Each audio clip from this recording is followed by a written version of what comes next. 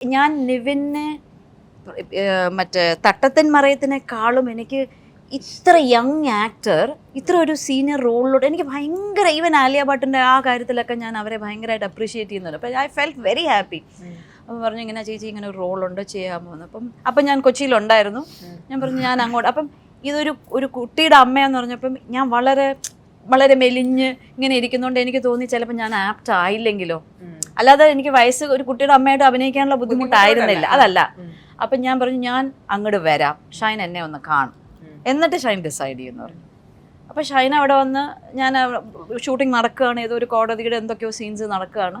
ഞാൻ അവിടെ വന്നു, ഇരുന്ന് കുറച്ച് നേരം ഇരുന്നു. അപ്പോൾ ഷൈൻ ഒന്നും പറയുന്നില്ല.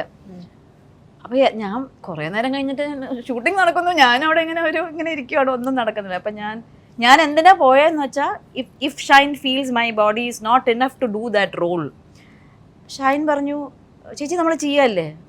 ഞാനിങ്ങനെ ഷൈനെ നോക്കി, ഷൈനൊന്നും സെയിം ടൈം നിവിനും പറഞ്ഞു ചേച്ചി പ്ലീസ് ചെയ്തു. അപ്പം എനിക്ക് ഒരു ബുദ്ധിമുട്ട് തോന്നിയത്,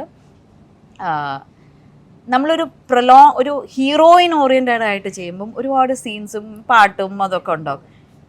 2 സീനിൽ ഞാൻ എന്ത് ചെയ്യാനാ എന്നെനിക്ക് തോന്നി. അങ്ങനെ ഒരു തോന്നൽ എൻ്റെ മനസ്സിൽ കൂടെ പോയിരുന്നു. അപ്പോൾ അപ്പൊ എനിക്ക് തോന്നി ഇത്രയും ചെറിയൊരു റോള് ഞാൻ ചെയ്യണോ. കാരണം അന്ന് ഒരു ഡ്രാസ്റ്റിക് ചേഞ്ച് മലയാള സിനിമയിൽ നടന്നുകൊണ്ടിരിക്കുകയാണ്. മോസ്റ്റ്ലി എല്ലാ റോൾസ് കിട്ടുന്നവർക്കും except for the heroine parts എല്ലാവർക്കും 1 സീന് 2 സീന് അങ്ങനെ ആയിരുന്നു. ആ ചേഞ്ച് എനിക്ക് ഉൾക്കൊള്ളാൻ കുറച്ച് സമയം എടുത്തു മലയാള സിനിമയിലെ. Because it's A huge change.